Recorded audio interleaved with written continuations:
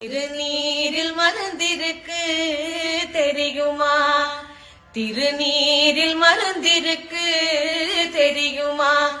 அதை தினம் அணிந்தால் புகழிருக்கு புரியுமா? அதை தினம் அணிந்தால் புகழிருக்கு புரியுமா? முருகன் திருநீரில் மருந்திருக்கு தெரியுமா? அருள் மணக்கும் ஐயனின் திருமருந்து, அருள் மணக்கும் ஐயனின் திருமருந்து, நல்ல அறிவு கண்ணை திறந்து வைக்கும் மறுமருந்து.